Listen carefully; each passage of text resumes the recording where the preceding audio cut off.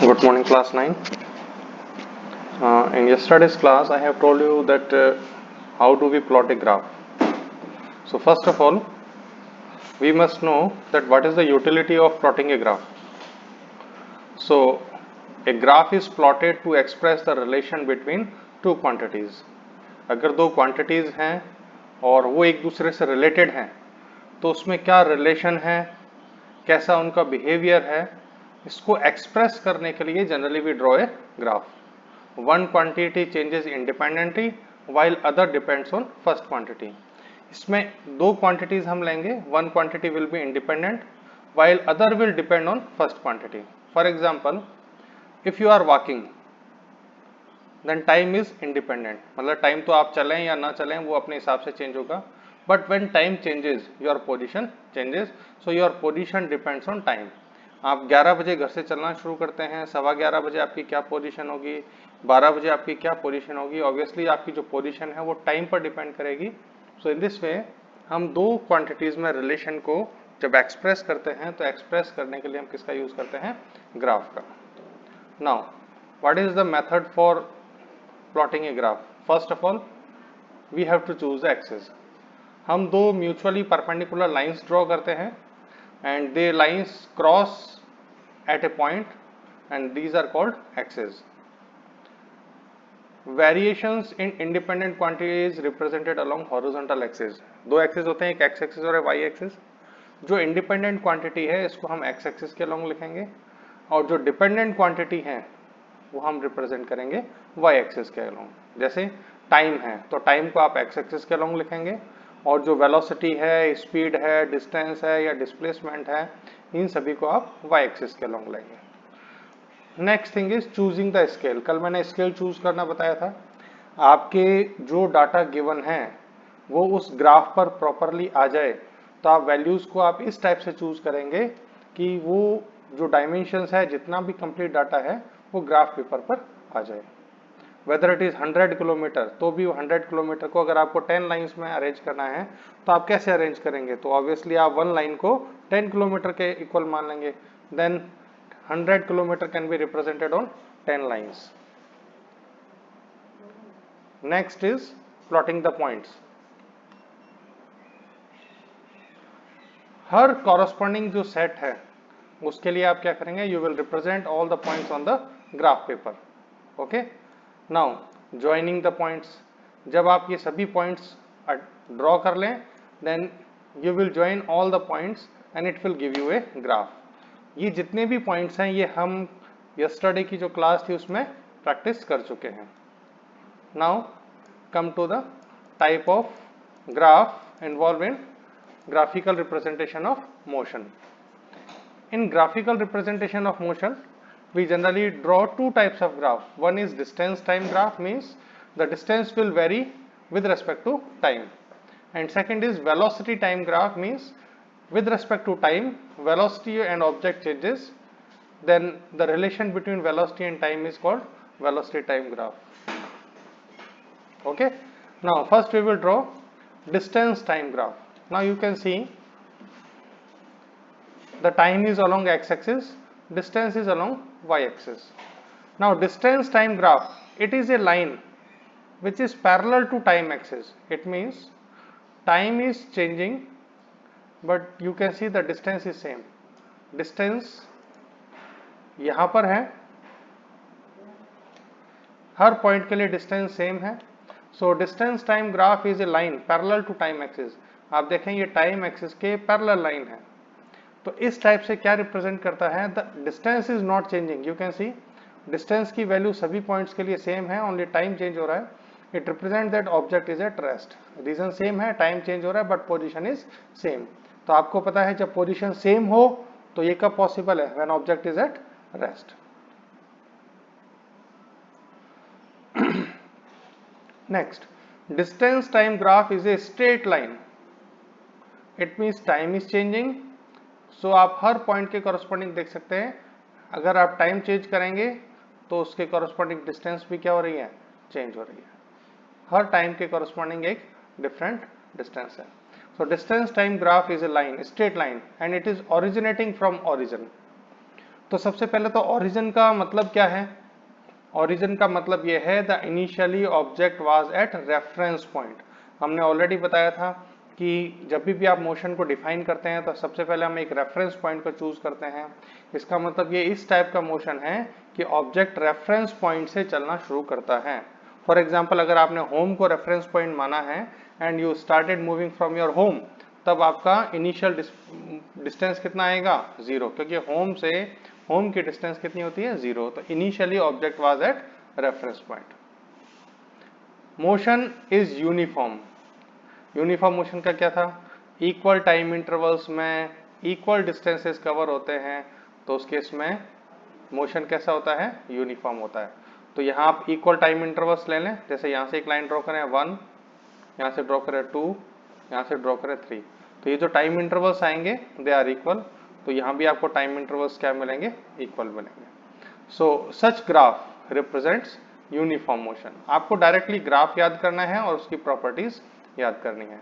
0 से स्टार्ट हो रहा है, इसका मतलब initially object was at reference point, और ये स्ट्रेट लाइन है, इसका मतलब यह है इक्वल टाइम इंटरवल्स में डिस्टेंस भी क्या है? इक्वल है, तभी ये ग्राफ स्ट्रेट लाइन है। Okay, so this is uniform motion. Now it is not compulsory that object initially was at reference point. अगर ये ग्राफ 0 से स्टार्ट ना होकर के किसी पर्टिकुलर डिस्टेंस x0 से स्टार्ट होता है, तो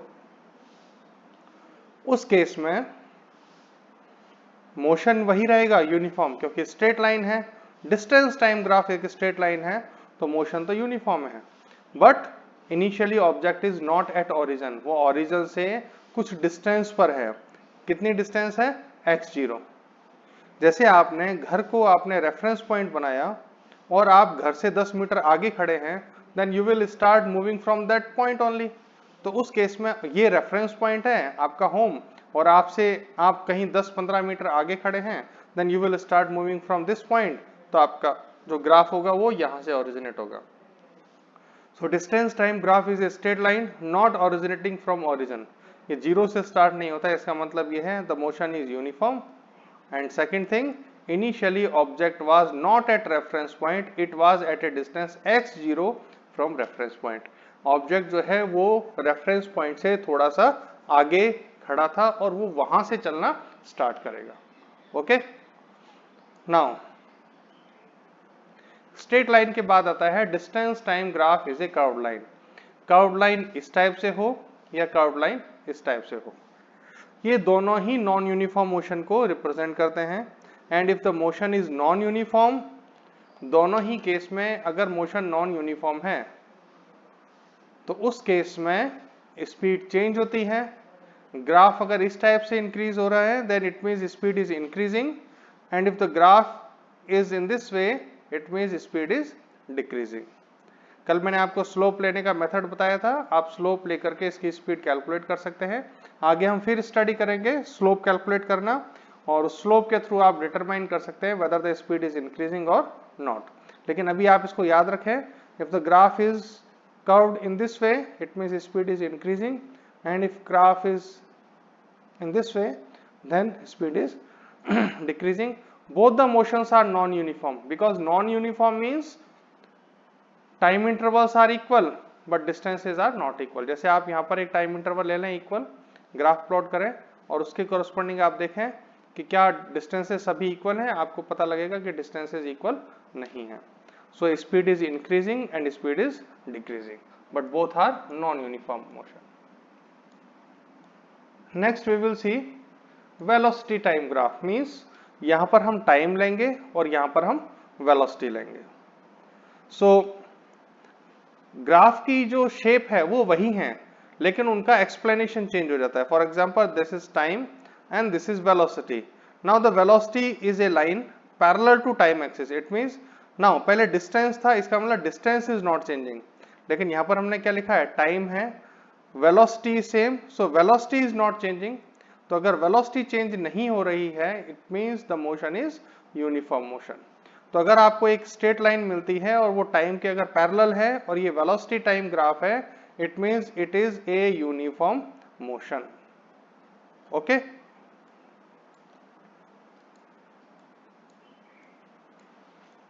now second is velocity time graph is a straight line originating from zero. अब यहां पैरामीटर ये किसको रिप्रेजेंट करेगा कि जब टाइम जीरो है then distance is not zero, ये किसको रिप्रेजेंट करेगा, वेलोसिटी को जीरो रिप्रेजेंट करेगा। तो जब ये जीरो पर है, टाइम जीरो है, तो वेलोसिटी भी क्या है, जीरो है। ये चीज ध्यान रखें, सिर्फ शेप से कुछ नहीं होगा, वो पैरामीटर्स क्या हैं वो रिप्रेजेंट करेंगे। तो टाइम जीरो है तो वेलोसिटी जीरो है, और जब वेलोसिटी जीरो होती है तो इसका मतलब वो कौन सी पोजीशन होती है, रेस्ट पोजीशन होती है। It represents that initially object was at rest.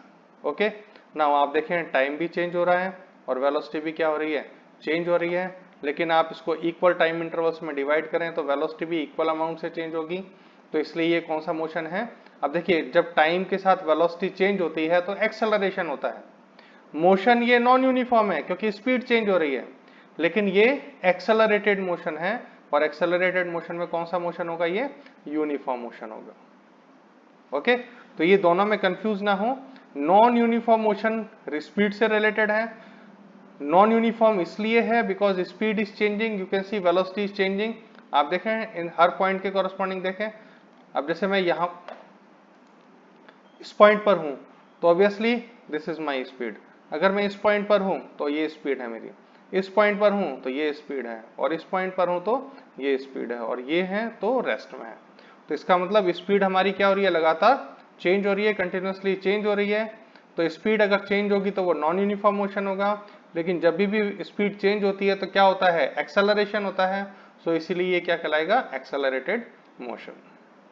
Okay, uniform क्यों है, क्योंकि वेलोसिटी में जो चेंजेस है वो इक्वल अमाउंट से हैं, इसलिए ये यूनिफॉर्म मोशन है।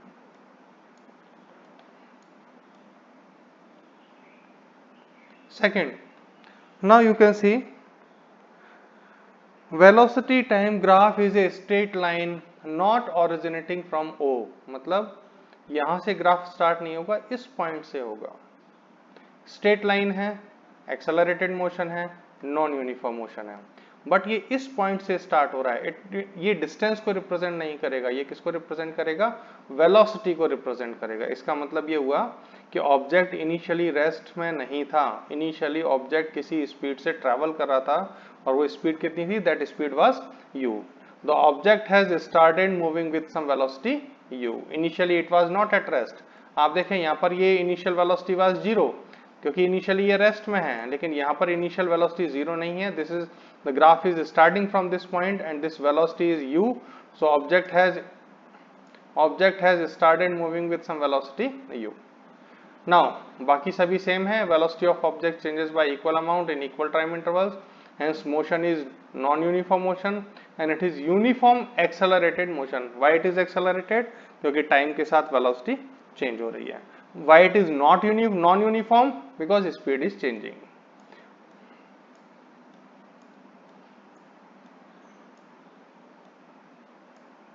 Now velocity time graph is a curved line। अगर ये curved line है, टाइम के साथ वेलोसिटी चेंज हो रही है, still it is accelerated motion, but this acceleration is non uniform, क्योंकि आप इसको इक्वल टाइम इंटरवल्स में डिवाइड करें 1 2 3 4, तो आपको पता लगेगा वेलोसिटी में जो चेंजेस हैं they are not equal, acceleration is increasing।